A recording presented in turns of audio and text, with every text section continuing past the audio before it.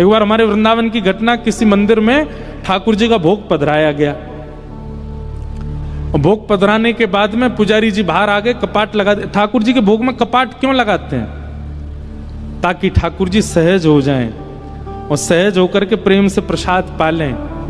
किशोरी जी आएंगी, किशोरी जी पवाएंगी, मधुमंगल श्रीदामा सब सखा आएंगे, सब बैठ के पाएंगे ठाकुर जी के साथ। अब हम लोगों की दृष्टि में इतनी भावना नहीं कि ठाकुर जी हमारे सामने प्रकट भोग लगा लें, इसलिए कपाट रखा जाता है। और उसका भी नियम होता है, 15 मिनट, 20 मिनट, 45 मिनट, उतनी देर ठाकुर जी का भोग लगेगा, कपाट रहेंगे, चाहे कोई आ जाए, कपाट नहीं खुल सकते। और कपाट खोलने से पहले ताल बजाए जाते हैं, ठाकुर जी को सहज किया। ठाकुर जी हम आ रहे हैं भीतर, आप सहज हो जाओ। तो पुजारी जी ने भोग धरा।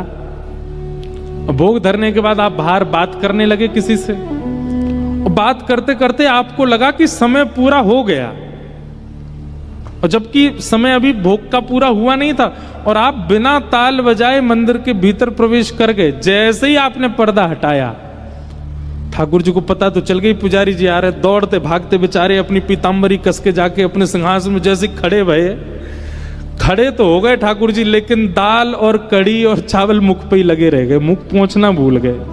और पुजारी जी ने वो देख लिया, और जैसे पुजारी जी ने देखा, नेत्र सजल हो गए। पुजारी जी दूर से बलियां लेने लगे, वो जय जय क्षमा करियो, आज ताल बजानो भूल गो, लेकिन ताल बजानो भूल गो तभी तो ये दर्शन हुए। ठाकुर जी का मुख स्पष्ट करके, स्वच्छ करके क्षमा याचना की, फिर से भोग बना के फिर पधराया।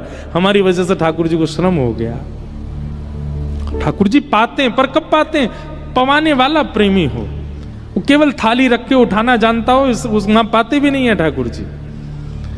इतने वैष्णव हैं पूरे विश्व में, कहीं तो कोई होगा प्रेम से पवाने वाला, वहीं पाते हैं ठाकुर जी।